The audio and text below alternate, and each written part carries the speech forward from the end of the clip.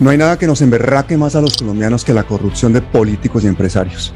La mayoría de estos zampones provienen de clases privilegiadas y son egresados de las mejores universidades, pero no dudan en robar desde el gobierno a todos los colombianos, porque se compran mansiones y aviones con los recursos que deberían estar destinados a sacar a millones de la pobreza.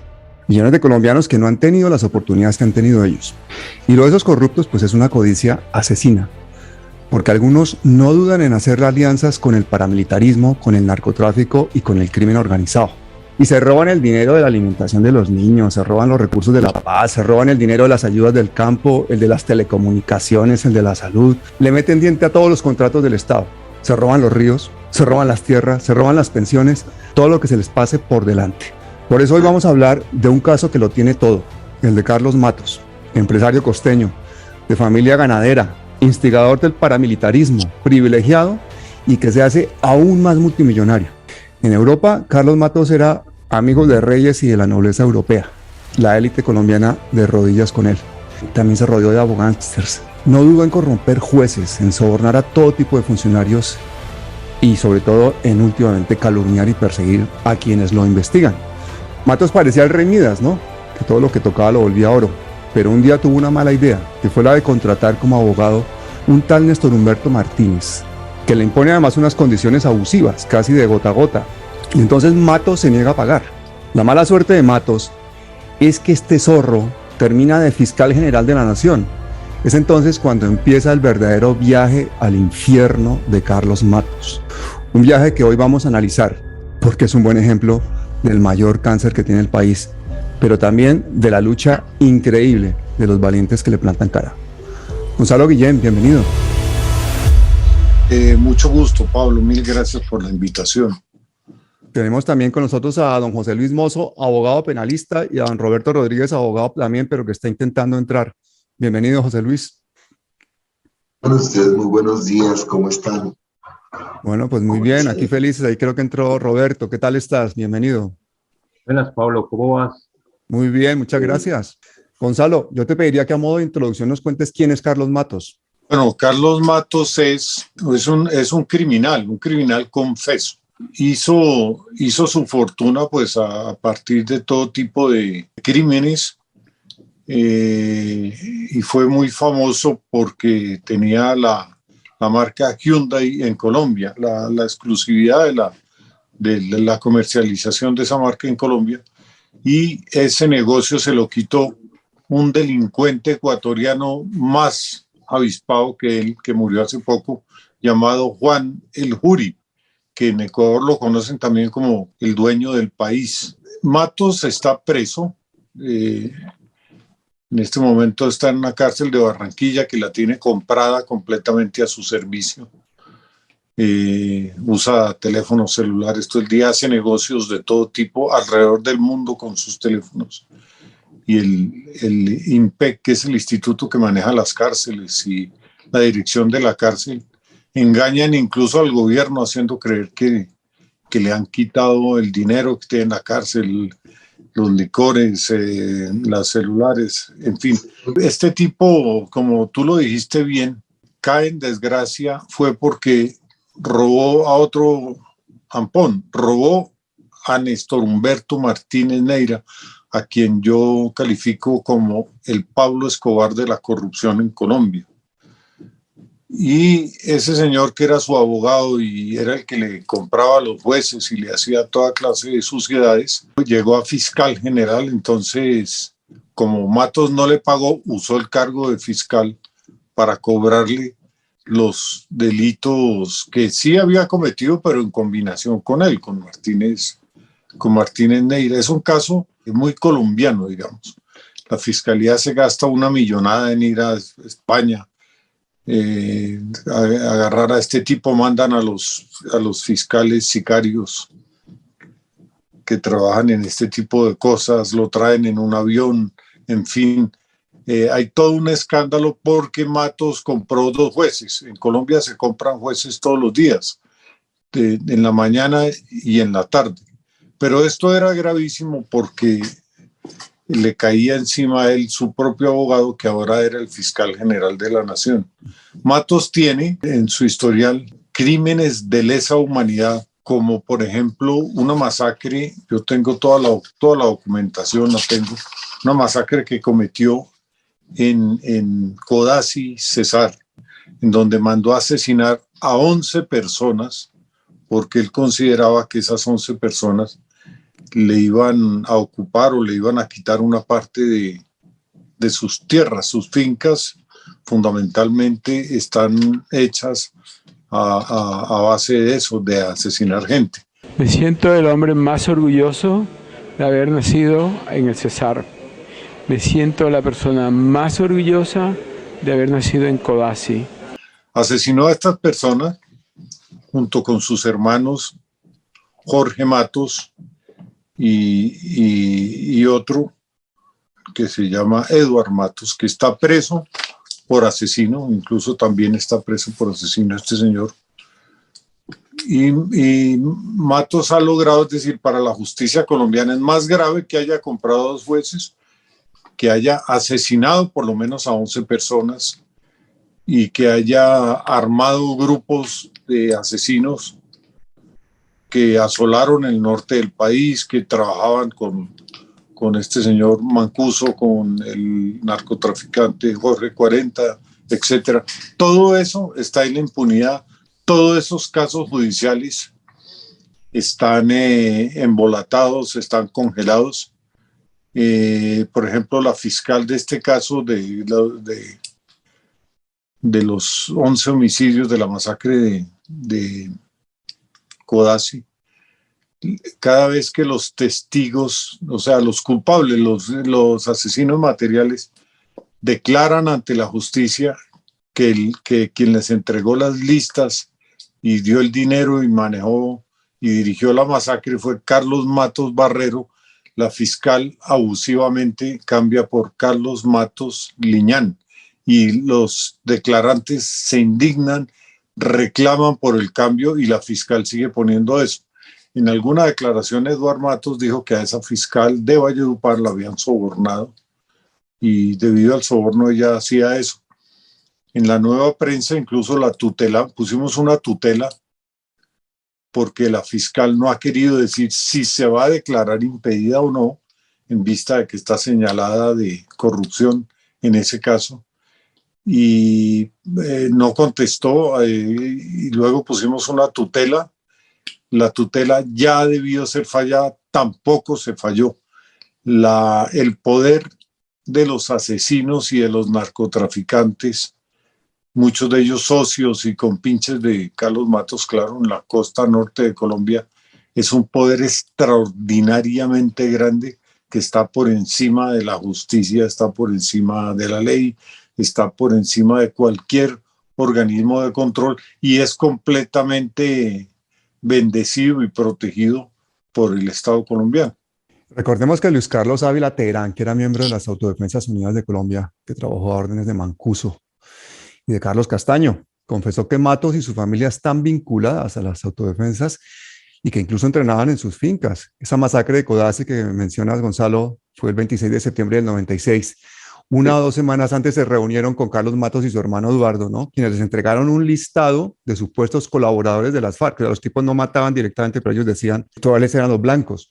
Y en la Sala de Justicia y Paz en 2014, la sentencia de Jesús Ignacio Roldán Monoleche, exmovilizado del bloque Calima, confiesa también que los ganaderos Jorge Géneco Cerchar, Carlos Matos, Pepe Castro y Hugo Rodríguez financiaron el bloque y no solo acordaron con Salvatore Mancuso la creación de un grupo paramilitar en Valledupar, sino que los hombres de este se asentaron en la finca El Guamo, de propiedad de Carlos Matos, el 20 de septiembre de 1996. Estamos hablando básicamente de un señor que viene del mundo de la ganadería, de los terratenientes, del paramilitarismo, y cómo es que ese hombre se hace tan millonario, cómo es que pasa desapercibido. Parte del secreto de esa fortuna está en la declaración de Monoleche y se resume en una palabra: narcotráfico. Y todavía es insólito que esas confesiones, que esas revelaciones, que esas declaraciones judiciales sobre esa gran fortuna que Monoleche dice que tienen dinero del narcotráfico, la justicia colombiana no toca eso y no ha llegado a la justicia de los Estados Unidos, que la justicia de los Estados Unidos tiene gran cantidad de narcotraficantes presos allá, pero el caso de Carlos Matos es muy curioso porque lo único que impresiona a la justicia y a la prensa es que haya comprado 2 jueces, lo cual no quiero decir que esté bien, pero a mí me parece que es muchísimo más grave una masacre de 11 personas y armar grupos de asesinos, armar escuadrones de la muerte y asolar regiones y apoderarse de sus tierras. Eso es mucho más grave que haber comprado 2 jueces. El empresario Carlos Matos Barrera fue condecorado por la diócesis de Valledupar por ser el primer benefactor del seminario Juan Pablo II, obra dedicada a la formación de sacerdotes y fundada por el obispo emérito José Agustín Balbuena. La ceremonia, realizada el pasado sábado, fue presidida por una Eucaristía oficiada por Monseñor Óscar José Vélez Izaza. He recibido muchas otras condecoraciones, pero esta es la que más profundamente, emocionalmente me ha tocado las raíces. Es algo que por la entereza, por tal vez la manera como ha sido la contribución que se ha hecho con el seminario, la obra que se ha hecho acá en Valledupar y también con las personas con quienes lo hemos hecho, con los seminaristas, con aquellas personas que van a propagar la fe de Dios en los pueblos, en Colombia y en el mundo.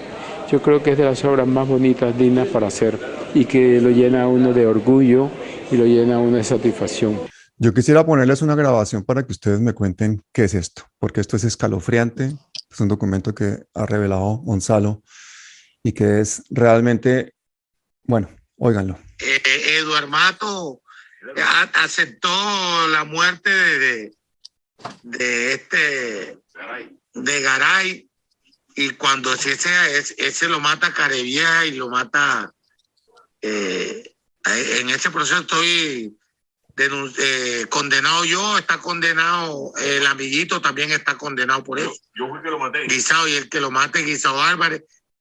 Y imagínense que Eduardo Matos está diciendo que él y tal se mete ahí en eso.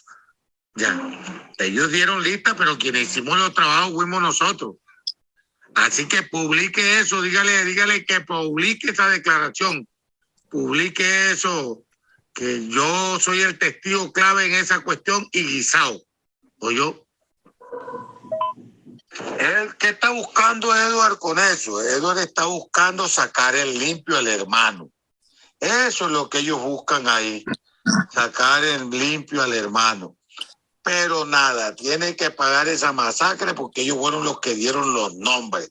Ellos no participaron directamente en la masacre como tal, pero son los actores intelectuales porque fueron los que dieron nombre para eso y prestaron apoyo logístico. José Luis, ¿contra Matos hay causas abiertas por paramilitarismo? Que yo conozca, no, ninguna. No hay ninguna. Lo que pasa es que hay un gravísimo problema en la justicia colombiana. Aquí tenemos muchísimos fiscales y muy pocos investigadores. Es un investigador para 10 fiscales, debería ser al contrario. Por eso es que la gente prefiere irse a juicio y pelear contra la hipótesis de la fiscalía, porque la fiscalía no tiene investigadores. Respecto de lo que dice el doctor Mozo de cómo funciona la justicia, eso tiene un agravante, y es que cuando un caso tiene el interés corrupto de alguien en Colombia o del fiscal general de la nación, entonces la fiscalía es una maravilla. Tiene a su disposición aviones, tiene todas las salas de interceptaciones lícitas e ilícitas, tiene todos los carros, el dinero, celulares, investigadores, de todo. Y por ejemplo, este caso de Matos o el caso de la niña política, casos en los que tienen un interés personal muy grande, Odebrecht, por ejemplo, que tiene un interés muy grande, el verdadero dueño de la fiscalía, que se llama Néstor Humberto Martínez Neira, Entonces, ahí sí opera un grupo especial que yo los llamo los sicarios del despacho. Yo no los llamo, en la fiscalía los llaman así. Y entonces, ahí sí, la justicia es extraordinariamente eficaz, rápida, arbitraria, corrupta, arrasadora. Pero cuando vamos a ver casos como esta masacre, entonces es la impunidad absoluta. Y son fiscales muertos de miedo, como la fiscal de este caso, que ni siquiera se atreve a contestar un derecho de petición. Y el juez que interviene por pedido nuestro en una tutela también se muere de miedo y no es capaz de fallar la tutela, que es una obligación de los jueces en 15 días fallar los pedidos de amparo, tutela o pedidos de amparo de los ciudadanos que acudimos a los jueces cuando consideramos que un derecho fundamental ha sido violado. Eso quería decir, Pablo. ¿Por qué le quitan la concesión a este hombre después de 20 años de ser pues el director general y el dueño de la concesión de Hyundai en Colombia? ¿Por qué le quitan esa concesión?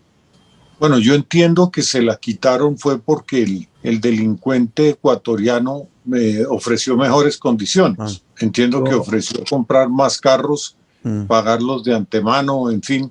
Y Matos, para contrarrestar eso, compró 2 jueces que prohibieron que ese tipo pudiera comercializar carros en Colombia. Ahí compraron a los 2 jueces y Matos intentó poner con eso de rodillas al ecuatoriano, y el ecuatoriano, según lo ha declarado judicialmente su abogado, le pagó $34 millones para que se levantaran las medidas cautelares. Ese abogado que hizo esa infidencia se llama Jaime Lombana, que es un tipo completamente siniestro. El abogado de Uribe. Derecho penal en Colombia. Esa plata, pues obviamente fue una utilidad que tuvo Matos gracias a las medidas cautelares. Y hoy la justicia colombiana exige que la fiscalía investigue qué utilidades tuvo Matos a partir de las medidas cautelares. Y entonces todos esos fiscales súper eficaces, pero ultra corruptos, fundamentalmente 2, Daniel Hernández y Álvaro Betancourt, son absolutamente incapaces de investigar y de averiguar cuáles fueron esas utilidades. Le han recibido órdenes, es decir, pueden terminar en la cárcel por no hacer esas averiguaciones, pero día tras día, semana tras semana, mes tras mes, salen en las audiencias con el cuento de que no han podido establecer cómo fueron esas utilidades y por qué valores, porque además de los 34 millones, pues debió haber tenido seguramente más utilidades, porque para eso fue que compraron a los jueces. Así, el caso de Matos se va a ir a la preclusión, incluso según calculan los abogados que me acompañan a mí en todo esto. Y ni la justicia, ni la fiscalía, ni nadie es capaz de determinar eso, cuál fue la utilidad que tuvo este delincuente confeso, Carlos Matos. Bueno, entonces le salió bueno el negocio porque él paga 2.500 millones de pesos en sobornos y obtiene $35 millones de esa indemnización. Pablo, el problema de la justicia es que adicionalmente el monopolio de la justicia está en cabeza de la fiscalía. ¿Qué quiere decir eso? Que depende exclusivamente del fiscal general de la nación. Si el fiscal general de la nación termina siendo un ser corrupto y no ha tenido la fiscalía un solo fiscal decente, pues obviamente la institución también falla. Depende de ellos, no hay juego de la corte, no hay juego de la comisión de acusaciones, entonces esto se da para que precisamente casos como los de Matos, estoy hablando como el de las masacres, que ahora refería el doctor Mozo y Gonzalo Guillén, pues no prosperen. El constituyente de 1991 nunca tuvo en su visión que podía haber fiscales corruptos. Y el problema de los casos de Matos es que precisamente detrás de eso había un fiscal. Cuando empieza todo a desarrollarse, inclusive las denuncias de las masacres, lo de Matos, en el caso Hyundai, era Néstor Humberto Martínez, que adicionalmente tenía un interés porque había sido contratista de Matos, y adicionalmente era el que es el ideólogo o determinador, autor intelectual de la parte jurídica del caso Matos. Por debajo de cuerdas se transaron, y eso lo sabemos por una grabación, se transaron 900 para arreglar el proceso, $900,000. Eso es mucha plata. Y adicionalmente este señor ha demostrado, inclusive en la cárcel, que puede corromper a cualquier persona, porque precisamente se trata de un empresario. Ese empresario es multimillonario, y obviamente pues los dólares hacen y cumplen su función.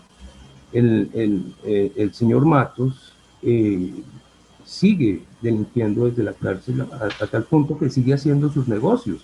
Él, cuando lo cogen en flagrancia en sus paseos, él estaba haciendo negocio. Mostraron que el señor estaba haciendo, y estaba reunido inclusive con abogados, en este caso con Iván Cancino, con las personas que son de su círculo cercano en materia empresarial. En la grabación que tiene Gonzalo, se demuestra que inclusive Néstor Humberto Martínez con los fiscales tenía relación permanente, relación casi semanal. Entonces es ilógico, entre otras cosas, es ilógico que en este proceso solo se esté condenando a Matos, porque aquí debería también estar Néstor Humberto Martínez. Eso lo denunciamos, y adicionalmente porque como se hizo un entrampamiento hacia Gonzalo Guillén, dentro de la estrategia que tuvimos los abogados de Gonzalo Guillén, fue precisamente tratar de descubrir qué había pasado. Y nos pudimos dar cuenta que Néstor Humberto Martínez, el señor Lombana, había muchas cosas sucias, y adicionalmente había muchas cosas que tenían que ver con este caso y que relacionaban directamente a Néstor Humberto Martínez. Néstor Humberto Martínez no tenía que haberse declarado impedido tras haber sido abogado de Matos. En el único caso que se declaró impedido de todo esto fue Odebrecht, y por eso un fiscal ad hoc. Pero cuando regañadientes, el fiscal ad hoc y sus investigadores descubrieron que Martínez Neira además era socio en el puerto de Andalucía, entonces renunció para que el fiscal ad hoc dejara de tener funciones, y se inventó era que él estaba en desacuerdo con el proceso de paz. La acción penal en Colombia es un negocio que tiene montado un gran delincuente que se llama el fiscal general de la nación. Colombia nunca ha tenido un fiscal que sea una persona honorable.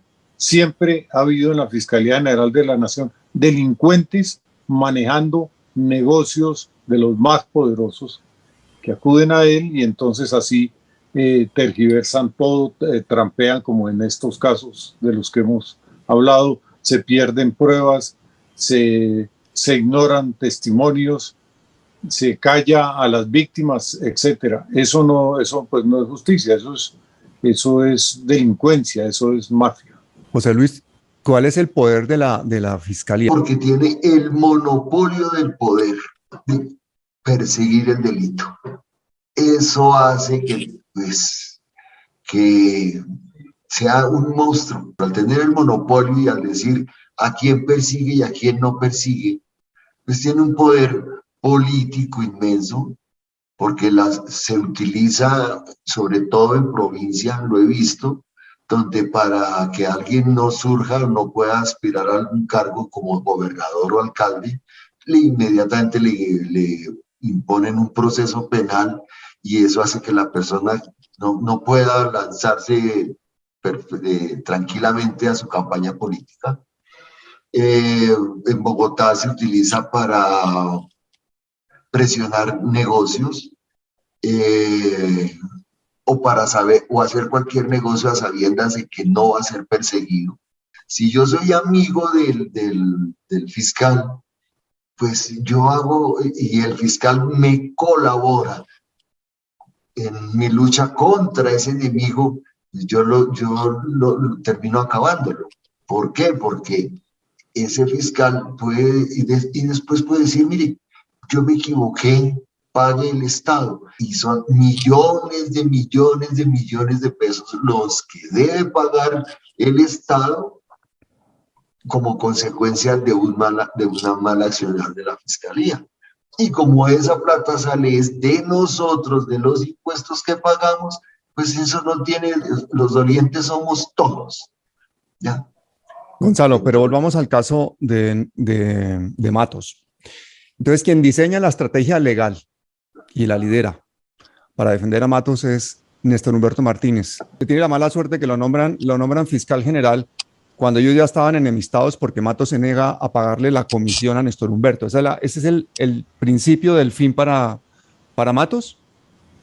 Sí, yo lo veo así. Este tipo Matos pensó, como ahora es fiscal, ya no tengo que pagarle los 4 millones de dólares que me está cobrando por haberme ayudado a comprar los jueces y eso. Entonces no se los pagó y este tipo ya como fiscal se le vino encima a su propio cliente y le cobra los delitos que cometieron los dos. Y bueno, es que el paso de Néstor Humberto Martínez es terrible. En Odebrecht, por ejemplo, hay 3 casos, los 3 grandes testigos que había para llevar audiencias, a muchas audiencias en Colombia y en Estados Unidos, por ejemplo, eran el señor Pisano, que muere envenenado con cianuro, a su hijo, que él había instruido para que supiera qué era lo que había pasado, muere envenenado con cianuro. Luego se busca que declare un testigo, que es el señor Merchan, que es el secretario anticorrupción de la presidencia de la República, y muere envenenado con cianuro. Eso ya es pues terrible, eso es una novela de terror. Gonzalo, hay un abogado que sale perjudicado en todo esto, que es amigo tuyo, que te ha colaborado en documentales, que es Alex Bernot. ¿Cuál es la realidad de la situación de Alex Bernot? ¿Qué fue lo que pasó con él? Sí, Alex Bernot, es mi gran amigo, Alex Bernot. Yo he podido hacer la mayor parte de mis últimos documentales gracias al apoyo de él y el que me prestaba su productora de televisión.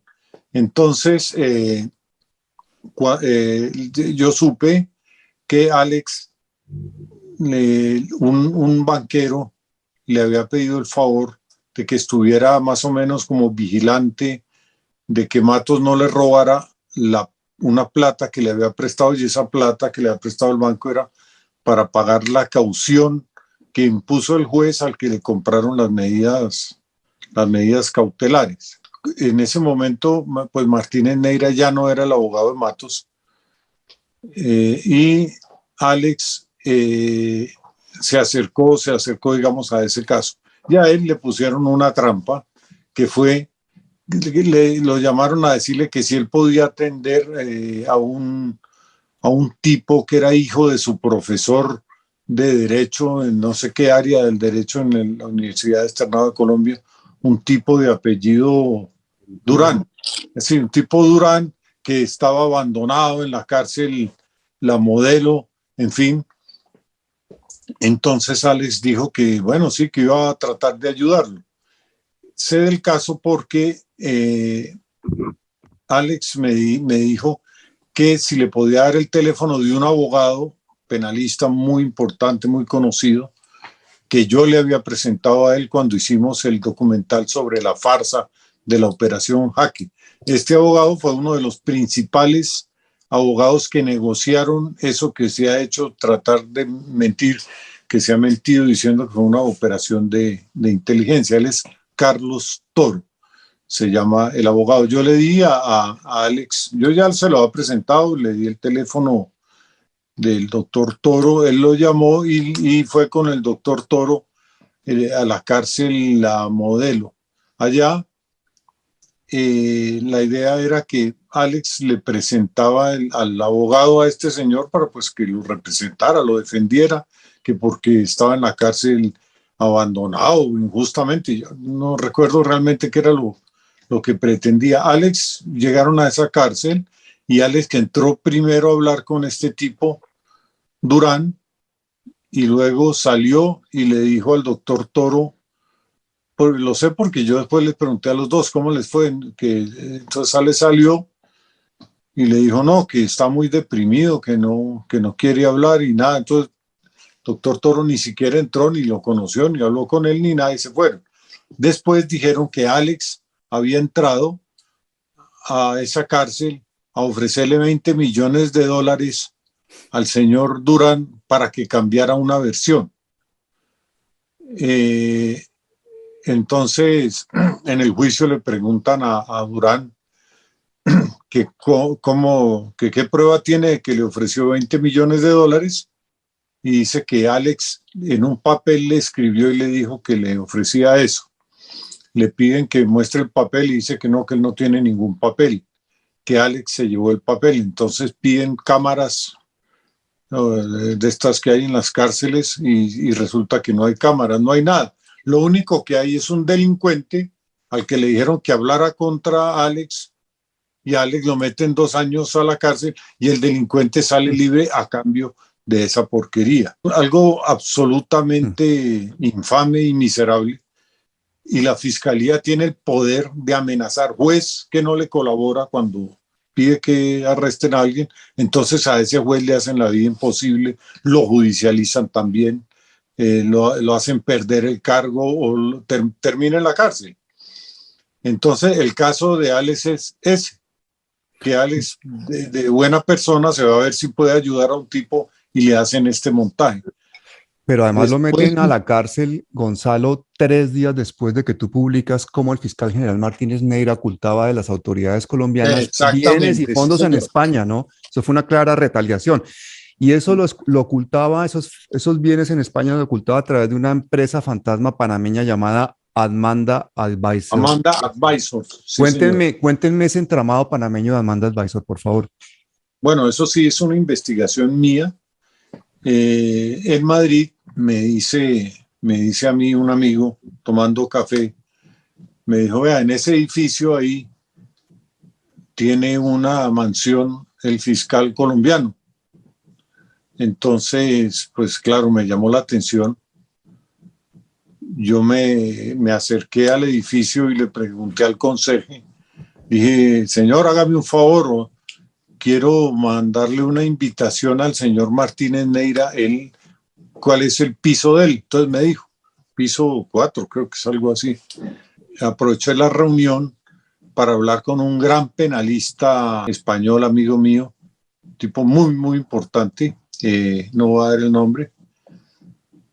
Le comenté y me dijo, yo te ayudo a investigar esto. Bueno, con la ayuda de él, busqué a quién pertenecía ese apartamento. Pertenecía a Admanda Advisor. Luego me puse a investigar qué es Admanda Advisor. Admanda Advisor es una empresa fantasma creada en Panamá, y registrada en España, dueña de ese apartamento y de fondos en el Banco Santander, que es un banco allá de España. Y no, en ninguna parte aparecía el nombre de Martínez Neira, ni de sus hijos, ni de su mujer, nada. Era Admanda Advisor. Esa empresa Admanda Advisor tiene, la junta directiva es de prestanombres y fue creada por Rosas y Rosas, una de las empresas de abogados panameños más connotadas en todo lo que fue la podredumbre de Odebrecht allá en Panamá. Esa empresa pues se dedica a crear empresas fantasmas, las vende y las administra con los prestanombres que tiene. Y me encontré, por ejemplo, también que los prestanombres de la empresa Admanda Advisor de este señor Martínez Neira eran los mismos prestanombres de una empresa que había creado este tipo Murcia, el lavador de activos y captador de DMG en Colombia, de un narcotraficante, un corrupto de Argentina que lavaba dinero de la Administración de Impuestos de Argentina, está preso. También pertenecía a la junta directiva de un narcotraficante de Gran Bretaña. En fin, era pues una clara operación de lavado de activos, por supuesto, y de evasión de impuestos, porque los bienes esos de la Amanda Advisory y todo eso no estaban registrados en Colombia. Pero esa era la empresa en papel de Martínez Neira, ¿no? Pero esa junta directiva con esos 5 prestanombres, yo en tu artículo me quedé impresionado porque había un tal Eliseo León que figura en otras 2.538 empresas, una tal Elisa Edgil que figura en otras 5.148 empresas y así los otros 3. O sea, son unas empresas totalmente hechas para ocultar dinero, ¿no? Sí. Ahora, este tipo, Martínez Neira, también logré saberlo y está publicado, cobra en su ejercicio profesional, entre comillas, él cobra los gastos del juicio, eso sí, de la asesoría, los cobra en pesos, pero los honorarios pide que se los paguen en dólares y se los paguen en cuentas oscuras. Yo publiqué el número de una cuenta de esas donde cobra grandes sumas de dinero que no le reporta a la Administración de Impuestos de Colombia y eso lo ha hecho permanentemente y no le pasa absolutamente nada. En la Fiscalía actual que la dirige entre atorrante y criminal Barbosa, está absolutamente prohibido a todos los fiscales que siquiera mencionen el nombre de Martínez Neira. La Fiscalía la sigue manejando eso. Y me lo dicen fiscales que están llevando casos muy, muy, muy graves. Y es más, funcionarios de agencias federales con los que he estado hablando me han dicho lo mismo, que la Fiscalía colombiana es demasiado corrupta y al grado que tienen terminantemente prohibido mencionar a ese tipo Martínez Neira, a quien por fortuna el Departamento de Justicia de los Estados Unidos sí lo está investigando seriamente. Y tengo una buena noticia: con ese mismo tipo de fuentes sé que se han interesado y yo se los hice ver y se los hice saber, en los señalamientos por narcotráfico que hizo Moneleche y otros delincuentes colombianos respecto de Matos, de Carlos Matos Barrero, de su hermano Jorge Matos Barrero, que vive en Miami y está a la mano de las autoridades federales, pues para que intervengan en vista de que en Colombia esto es un potrero, aquí no hay justicia. Oye, y una cosa de lo de Alex Bernot, que al final le tocó tragarse 2 años de cárcel en la picota, ¿no? A pesar de que la juez del caso luego consideró que no había ni pruebas ni testigos válidos en su contra y lo terminó absolviéndolo, pero mientras estuvo privado de su libertad, constantemente la fiscalía le ofreció dejarlo libre a cambio de que se declarara culpable o de que inventara una acusación contra Gustavo Petro. Contra Gustavo Petro, sí. Permanentemente le dijeron: si usted habla contra Gustavo Petro, mañana está libre.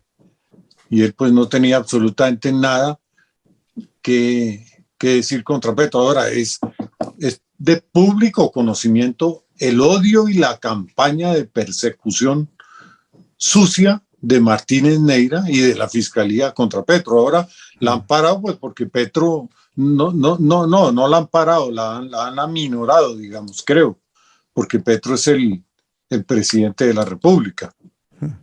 Pero así opera. En el caso mío, yo tengo la grabación del abogado Cancino contando que le dijeron a Matos que le daban un preacuerdo, los beneficios de un preacuerdo, si hablaba en contra mía. Y el tipo produjo un documento en el que hablaba contra mí. ¿Cuál es la importancia de esta grabación? Pues la importancia de esa grabación es absoluta, porque ahí Cancino cuenta que efectivamente él es el que me cuenta que los fiscales constriñeron a este delincuente para que hablara contra mí y a cambio de eso iba a obtener beneficios. Eso es un delito. Y además además de ser un delito, es una barbaridad que una entidad de ese tamaño haga eso contra una persona. Y ahí cuenta Cancino cómo se manejó lo del dinero, que se dispuso $900,000 para tramitar el principio de oportunidad o el preacuerdo que la fiscalía le estaba negociando, le estaba vendiendo a Matos. Entonces, gracias a que hay esa grabación, todos estos salieron corriendo como cucarachas y la fiscalía retiró el preacuerdo y Matos retiró lo que había dicho de mí, y entonces querían mandar a un abogado, a otro abogánster que es un tipo de apellido Bernate. Lo mandaron a ver cómo me transaban y me tranquilizaban a mí. No se meta, que ya no lo vamos a tocar porque ellos tenían su negocio ahí arreglado. Aún así yo le entregué esa grabación a la justicia, eso está en manos de la justicia y es una prueba judicial que se va a utilizar en diferentes instancias, y esa grabación es importantísima porque ahí se cuenta todo. Lo Listo. cuenta el abogado de Matos, no yo estoy oyendo ahí en esa grabación. Muy bien, vamos a ver un trocito de eso. Cuando llegan los fiscales, me voy parando yo, y de pronto voy yo en la puerta, y aquí uno dice, bueno, ahora sí el interrogatorio del tema de Gonzalo sobre que usted le pagaba para desacreditar a la fiscalía. Me devuelvo y le digo, Carlos, eso no pasó. Ah, pues entonces no hay negociación y nos paramos. Le digo, puta, ¿yo qué hago? De unos 10 minutos. Y le digo a Sánchez y le digo a Carlos y le dije a Laura, porque yo sí dije a Laura de garante, tú no puedes meterte con los temas que no son ciertos, por más de que la fiscalía, y le voy a decir las palabras textuales, le dije, primero, porque Gonzalo Guillén es un enemigo muy fuerte, y se lo reconozco, le digo, no es ningún pendejo. Documento que gracias a Mauricio Rodríguez, gracias al doctor Mozo y otros abogados amigos, pues interpusimos una acción popular, aportamos la grabación y asustados estos fiscales, entonces ahí sí retiran la oferta de un preacuerdo, queda al descubierto ante la justicia que eso era una porquería lo que estaban haciendo y una porquería contra mí. Y entonces, pues todo lo que ya habían negociado con los $900,000 que Cancino dice que repartió Matos, que entregó para que compraran a todos estos fiscales y seguramente a estos jueces, por lo menos a uno. Entonces, gracias a que se descubre eso, a mí no pudieron avanzar y hacerme algo, porque en algo que yo no tengo absolutamente nada que ver, de ahí me iban montando una prueba, y este par de ratas asquerosas que son estos fiscales Daniel Hernández y Álvaro Betancourt exigieron eso, que tenían que hundirme a mí, que tenían que enlodarme y ensuciarme a mí para ellos dar beneficios judiciales. Esto es la ley de la selva. Pero esos dos fiscales son los que aparecen cada vez que los necesita Néstor Humberto Martínez, porque son los mismos. Exactamente, esos son los dos, sí, son los sicarios del Pacho. Y una pregunta, Gonzalo, ¿cómo así que este hombre niega que tiene propiedades en España cuando las tiene? O sea, ¿qué pasó? Judicialmente eso no tiene ninguna repercusión, se demuestra que tiene esas propiedades, que tiene ese dinero. Claro, ¿o eso es que nunca hay se algo, demuestra? incluso él era fiscal general cuando yo hago la publicación. Y entonces sale a mentir diciendo que no, que el apartamento sí es de él y que de hecho está registrado que pertenece a él. Mentira, absoluta mentira, en ninguna parte decía que eso era de Amanda Advisor, una empresa corrupta que él compró en Panamá y quién sabe cuántas más tiene. Ahora, investigando, sí, ya hay muy buena información de otro tipo de cosas que todavía no las hemos publicado. Pero él se da el gusto de decir eso y no le pasa nada. En España yo denuncié ante la Fiscalía General de España. Ahí hay un denuncio mío con toda la información. No sé qué habrá pasado, pues porque yo no tengo esa capacidad de moverme en todo el mundo a ver en qué van las cosas. Yo lo denuncié en los Estados Unidos y aporté las pruebas que tengo por lavado de activos respecto de la cuenta que supe que tenía allá y que usaba para cobrar trabajos y dejarlos por fuera del circuito de control de las autoridades colombianas. Pero para que la gente entienda el descaro que tienen muchas empresas de estas, como las Manda Advisor, que son empresas para lavar activos, Las estructuras con las que funcionan, muchas de ellas son de acciones al portador, es decir, que sirve para evitar que la empresa figure a nombre propio. En otras palabras, claro, el dueño de los bienes de la empresa es quien posee las acciones. Es decir, ocurre como con la plata, ¿no? El dueño del billete es el que lo tenga. Pues ahí el dueño del papel es el dueño de la propiedad, pero no tiene que tener su nombre, ¿no? Exactamente, sí. Esto es increíble. Y aquí opera también este tipo Matos, también opera así. Oye, ¿y el tipo del Matos tiene el descaro de acusarte o de decir que él te había pagado plata a ti para que ayudaras en su... Sí, sí, campaña? Entonces lo que yo publiqué porque yo hice una publicación con un amigo ecuatoriano de una muy vieja investigación que veníamos haciendo sobre el jury. Entonces seguramente la información me la había dado a mí Matos. Matos fue el que me escribió a mí lo que he publicado. Y dice que él me pagaba a mí 20 millones de pesos para que yo desprestigiara a unas personas. Y no dice ni a cuáles personas, ni cómo es que las desprestigié, y que desprestigiara a la fiscalía, como si la fiscalía no se desprestigiara sola por su propia cuenta, con los fiscales que tiene y con los crímenes que comete todos los días. Entonces presenta el número de un cheque al portador y el número de una cédula que no es mi cédula. Y entonces esa era la plena prueba que le pidieron este par de ratas asquerosas que son esos dos fiscales, Daniel Hernández y Álvaro Betancourt. Pero, ¿cuál ha sido el papel de estos abogángsters en toda esta impunidad, en todo este entramado de la fiscalía, del paramilitarismo y del narcotráfico en Colombia?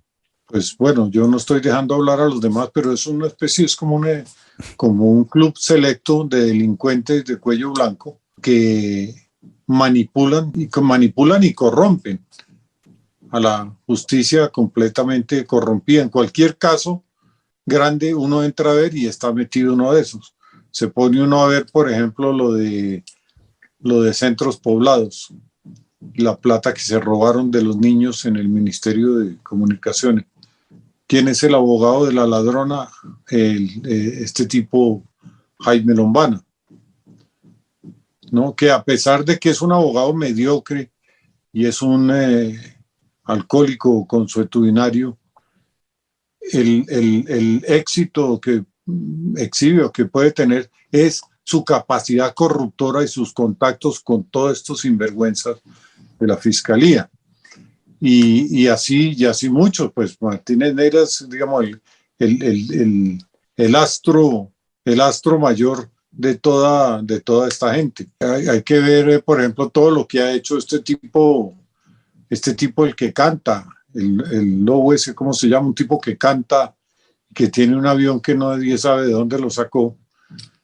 Ese es el que se la pasa también con un narcotraficante, alias Boliche, primo hermano de Ñeña Hernández. Exacto, con ese tipo, en todas las cárceles, comprando de los Estados Unidos, comprando y acomodando versiones de delincuentes, por ejemplo, pues los usarán en muchos casos, pero el caso más conocido es el de Uribe, ¿no? Que de pronto consiguen un montón de delincuentes que salen con unas teorías absolutamente absurdas y mentirosas, y con eso la fiscalía, por segunda vez tras haber perdido la primera oportunidad, no es el ente acusador como dice, sino que es la organización defensora de Uribe, y por segunda vez están haciendo un juicio a ver cómo lo limpian de polvo y paja en uno de los casos más sencillos de la vida de ese tipo Uribe, que es haber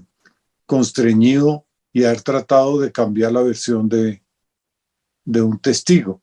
Que eso, digamos, al lado de los 10.000 falsos positivos, eso al lado de los chanchullos de Reficar, pues eso no es absolutamente nada. Pero por todo eso otro no tiene un caso, no tiene una investigación, no tiene un llamado a declarar nada. Tú fuiste la primera persona que publicó cuando uno de esos abogángsters, Cadena, el abogado de Álvaro Uribe, fue a torcer a Monsalve, el testigo contra Uribe, para que mintiera a favor de Uribe y en contra de Iván Cepeda. Sí. Y el segundo que escribió sobre eso fue Daniel Mendoza, que escribió otro artículo a los 2 días o 3, Lombana en vivo y en directo, torciendo a un testigo en directo, porque ahí estaba Lombana también. Y a los 4 días fue que vino el artículo de Daniel Coronel, 4 días después. Gonzalo, fuiste el que le diste toda la investigación a Daniel Coronel. Yo quiero darte todo el crédito de eso, agradecerte porque tu trayectoria ha sido de resistencia absoluta, igual que la de Daniel Mendoza. Y el que más se conoció, pues, porque es más mediático, fue el de Daniel Coronel, pero fuiste tú el que destapaste todo eso, el que pusiste y acorralaste a Álvaro Uribe. Yo quiero darte las gracias en nombre de todo el país, de verdad. Claro, sí. Bueno, claro que Daniel él ha hecho también una gran investigación. Claro que sí. Ahí. No se puede negar y él ha obtenido después pruebas que yo no tuve, no, que yo no conseguí, sino tenía la descripción de eso en documentos judiciales. Daniel ahí hizo un gran papel ahí, la verdad, un magnífico trabajo de investigación y lo sigue haciendo, ¿no? Pero bueno, sí, yo tuve la información y la publiqué y en el expediente ese de 1500 páginas de la Fiscalía en que terminan acusando a Uribe, ahí me mencionan innumerables veces y transcriben conversaciones telefónicas de Uribe y de todos estos delincuentes hablando toda clase de porquerías contra mí, enardecidos, y ahora en el juicio nuevo que están montando vuelven a mencionarme y vuelve a quedar muy claro que yo puse eso al descubierto y eso me honra mucho. ¿Y qué pasa con este abogado que se reunía con Matos en Bogotá tranquilamente mientras Matos supuestamente debería estar en la picota y se pasaba con él 3 horas reunido?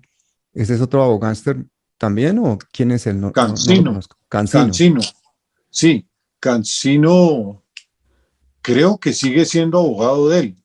Decían que se había retirado y yo creo que cuando se conoce la grabación en la que él cuenta qué fue todo lo que pasó, es probable que se haya retirado de la batería de abogados de este tipo Matos, que tiene una gran cantidad de abogados haciendo toda clase de trampas, no solamente en el caso por el que está preso, sino muchos más, porque él tiene bienes en todo el mundo y incluso sé personas que me han llamado y me han entregado información que desde la cárcel Matos les manda abogados a extorsionarlos y a tratar de ponerlos a firmar documentos para quitarles bienes, etcétera. Eso es algo que pues voy a publicar más adelante.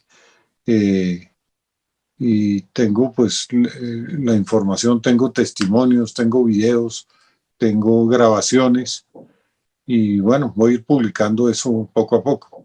También hemos visto algunos trinos de algunos comportamientos sexuales inadecuados de Matos en la cárcel, en reclusión.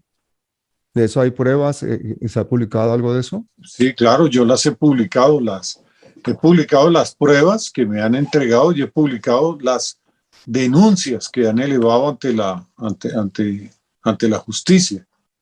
Pero eso sí era lo que nos faltaba: paramilitar, corrupto y encima también depravado sexual a los 74 depravado años. Sexual, sí, claro, abusando de presos en la cárcel, eso sí, no, eso yo tengo los videos y ya he publicado algunos, ¿no?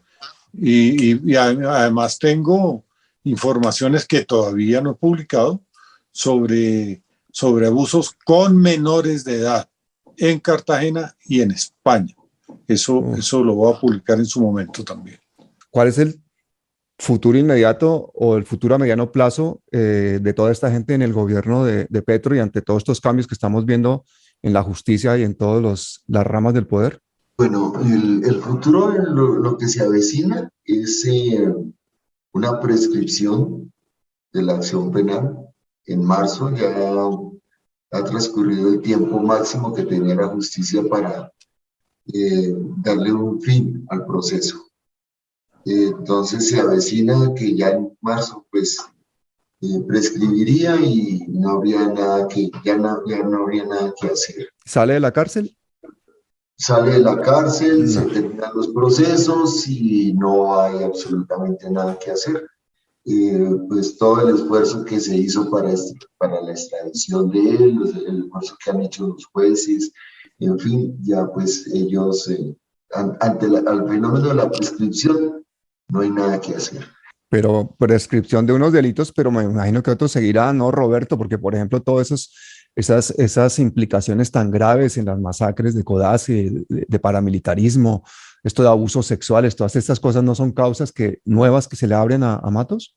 Acá en Colombia de pronto haya prescripción, pero muy seguramente en los Estados Unidos va a haber, y lo triste es que nuestra justicia no pueda sacar los escándalos y tenga que ser otro gobierno el que llegue a impartir justicia a los colombianos.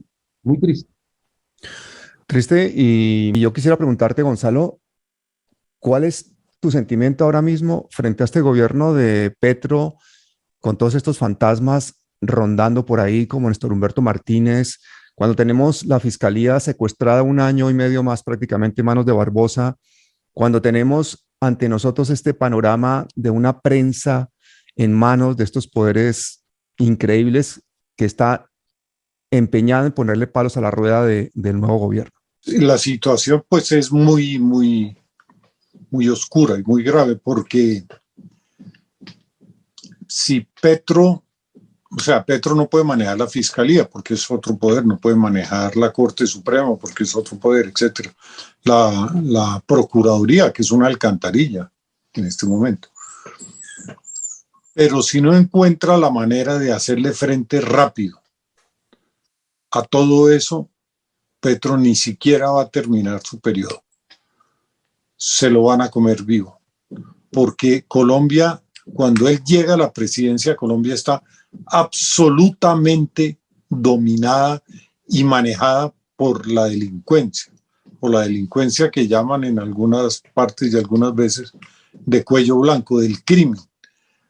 La economía colombiana es una economía que vive del narcotráfico. Se acaban de conocer las cifras, por ejemplo, de cómo en el gobierno de Duque creció el narcotráfico. Fue algo verdaderamente pasmoso. Y eso lo ocultaron, y lo ocultaron bajo la mampara de que es que están combatiendo el narcotráfico. Al contrario, Colombia está protegiendo el narcotráfico, porque la economía del país y los grandes poderes económicos ya dependen absolutamente del narcotráfico, directa o indirectamente. Entonces yo pienso que si Petro no tiene la decisión política de enfrentar y desarmar esto lo antes posible, se lo va a comer vivo. Bueno, yo quisiera agradecerles a todos ustedes esta clase que nos han dado sobre corrupción, ejemplarizada en el caso de Carlos Matos. Gonzalo, eres un ícono de la resistencia en Colombia. Yo te sigo como te siguen millones de colombianos, con la esperanza de que algún día los medios de comunicación sean como el tuyo, independientes, libres. Muchísimas gracias a todos y hasta siempre. Bueno, muchas gracias, Pablo, y gracias a Mauricio Rodríguez y al doctor Mozo. Muchísimas gracias a ustedes, muy amable. Sí. Muchas gracias, Pablo. Un gustazo haberte conocido. Igualmente. Hasta siempre. Este empresario, que ha estudiado en prestigiosas universidades de los Estados Unidos y es representante y propietario de Hyundai en Colombia, manifestó su satisfacción por dar a una obra de esta magnitud y reveló que siente una paz que sobrepasa todo entendimiento. Realmente es una paz que uno no sabe cómo decirlo, pero es un estado de conciencia y de tranquilidad e indescifrable. Es algo como una felicidad interior, una paz que es difícil decirlo, pero que de verdad lo siento.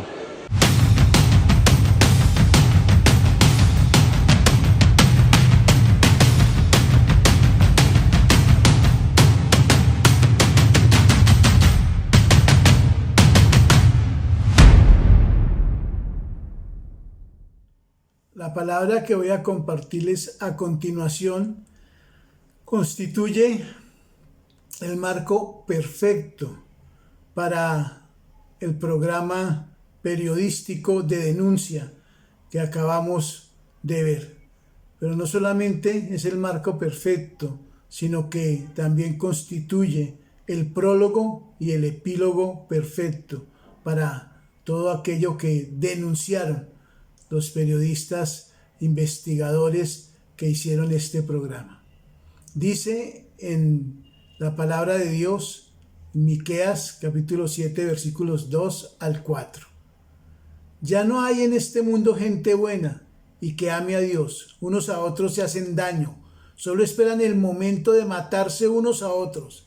Los gobernantes y los jueces exigen dinero para favorecer a los ricos. Los poderosos dicen lo que quieren y siempre actúan con falsedad. Son unos maestros para hacer lo malo. El más bueno y honrado de ellos es peor que una mata de espinos, pero ya está cerca el día en que Dios los castigará, tal como lo anunciaron los profetas. Ese día no sabrán qué hacer. Bueno, creo que es la síntesis perfecta también de una realidad dolorosa, de entender que hemos vivido en un país donde ha prevalecido la maldad, el engaño, la extorsión, el robo, los asesinatos y toda clase de mal, en cabeza de unos pocos poderosos, llenos de dinero y que creen que así como se han burlado de la justicia humana, van a seguirse burlando también de la justicia divina. Pero no va a ser así. Llegará el día en que, como dice el Señor, recibirán su merecido. El Padre Eterno tenga misericordia de ellos. Y gracias por todos aquellos que aún en nuestra maldad fuimos perdonados por entregar nuestra vida y nuestro corazón a Jesucristo, Señor, Salvador y Rey, juez justo y eterno.